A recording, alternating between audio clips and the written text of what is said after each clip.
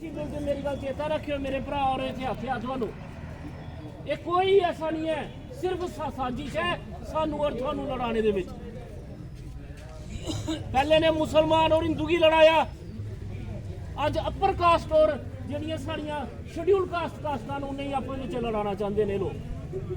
पर मेरी गल चेता रखियो, कांग्रेस पार्टी जिंदाबाद, कांग्रेस पार्टी जिंदाबाद। राहुल गांधी आगे बढ़ो, हम तुम्हारे साथ हैं। राहुल गांधी आगे बढ़ो, हम तुम्हारे साथ हैं। महात्मा गांधी का अपमान नहीं। गल हुण चलनी नहीं है जनाब, नाले भरा सारे किट्ठे होइए फाइट करनी पौनी है और अपना हक लइया रौना, ठीक है।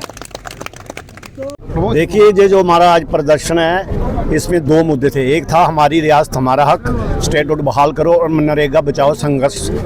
तो ये जो दो मुद्दे हैं ये हमारे अहम मुद्दे हैं। 8 जनवरी को हमारी ये एजिटेशन शुरू हुई थी और 26 फरवरी को ये ख़त्म होगी। महीने डेढ़ महीने के लिए ये एजिटेशन हो रही है और हर डिस्ट्रिक्ट में, जम्मू कश्मीर के हर डिस्ट्रिक्ट में, हिंदुस्तान के हर डिस्ट्रिक्ट में ये प्रदर्शन हम कर रहे हैं मनरेगा के हक में कि मनरेगा का नाम इन्होंने क्यों जैसे चेंज किया। जैसे हमारे साथी संजीव डिस्ट्रिक्ट प्रेसिडेंट जी ने बुलाया कि राम जी तो हमारे इष्ट हैं, हम राम जी भगवान है हमारे, हम मानते हैं। जब घर से बाहर निकलते हैं तो पहले राम जी को नमन करके आते हैं कि हमारा दिन आज खुशी से गुजरे।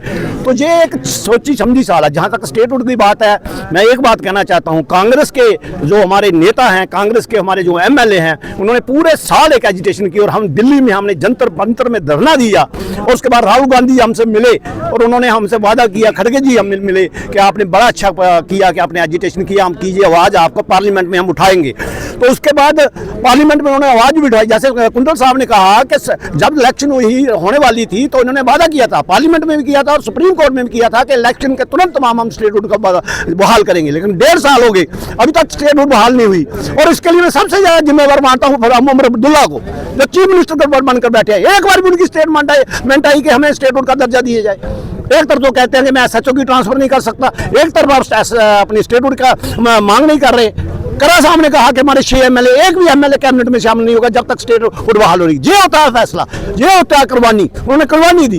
तो ये जो आज एजिटेशन की है, मैं मुबारकबाद देता हूँ कुंडल साहब को, संजीव शर्मा जी को और सारे जो साथी आए हैं कि इन्होंने पूरा साथ दिया। हर जगह, एक नहीं हर जगह, पहले त्रिंडिया में हुआ, रामगढ़ के कई कोने में हुआ, सांबा में हुआ, डिस्ट्रिक्ट प्रेसिडेंट की क़यादत में हुआ। तो हम ये जो स्कीम है मनरेगा स्कीम, जब तक ये बहाल नहीं होगी हम जो एजिटेशन जारी रखेंगे और इस सरकार को झुकना पड़ेगा, मनरेगा का नाम तुरंत बहाल करना पड़े। यही हमारी आज की अपील है। जी सर, आज के प्रोटेस्ट के बारे में बताइए। देखिए, आज कांग्रेस पार्टी की तरफ से हमारे जिला प्रधान जी संजीव शर्मा जी, विजय कुमार चौधरी जी, तीर्थ जी, बबलू गुप्ता जी, हमारे ब्लॉक प्रधान तलवीर सिंह जी और तमाम साथी, हमारे एक्स सरपंच सुरजीत सिंह जी, हमारे बहादुर सिंह जी, तमाम साथी जो है वो आज एकत्रित हुए हैं रामगढ़ तहसील में। जो हमने मेमोरेंडम अपना जो है वो तहसीलदार साहब को सौंप दिया है, वो LG साहब को जाएगा, जिसमें हमारी डिमांड थी कि नरेगा स्कीम जो है ये बहाल होनी चाहिए और इसी के साथ साथ स्टेटहुड जो है, रियासत का दर्जा जो है वो जम्मू कश्मीर को मिलना चाहिए। जो सुप्रीम कोर्ट की उनकी एक गाइडलाइन थी कि, और इसी के साथ साथ जो खेतों में स्मार्ट मीटर लगाए जा रहे हैं, किसानों की ज़मीन जो है वो कहीं 2 कनाल है, कहीं 1 कनाल है, कहीं 4 कनाल है, अलग अलग जगह पे है। तो हमारी इसमें ये कहा गया है कि आगे ही किसान हमारा बड़ा कमज़ोर है, आगे ही कुदरत का क्रॉप ऐसा हो गया है कि जब फसल कई बार तैयार होती है तो बारिश पड़ती है, कई बार सूखा पड़ता है। ग्लोबल वार्मिंग की वजह से किसान जो है वो पूरा फसल नहीं अपना पैदा कर रहा है। तो ये हम कहते हैं लमसम कोई 1500 रुपया पर ईयर किसानों से जो है वो लिया जाए, ताकि जो स्मार्ट मीटर सिस्टम जो ये सरकार शुरू करने जाए इसका हम विरोध करते हैं और हम ये कहेंगे कि बंद होना चाहिए। कि और इसी के साथ साथ हम ये कहेंगे कि जब तक नरेगा स्कीम वापस नहीं आती, 2005 में मनमोहन सिंह जब प्रधानमंत्री थे उस समय उन्होंने ये उद्देश्य ये स्कीम लाई थी कि जब किसान अपनी खेती बाड़ी के साथ साथ, किसी ने गाय रखी है, किसी ने बकरियां रखी हैं, किसी ने छोटा मोटा काम रखा है, उसी के साथ साथ जब उसके पास स्पेयर टाइम होता है तो वो MG Mahatma Gandhi rural employment रोजगार गारंटी एक्ट के साथ जो ये स्कीम बनाई गई थी ताकि उस पे वो अपनी रोजी रोटी भी कमा सके। अपना टाइम जो है वो गांव की जो पंचायत होती थी, गांव के रिप्रेजेंटेटिव होते थे, वो प्लान बनाते थे, चाहे वो लैंड लेवलिंग का होता था, लैंड रेंट का होता था, वाटर बॉडी कोई पांड बनाना होता था, तो वो लोग काम करते थे।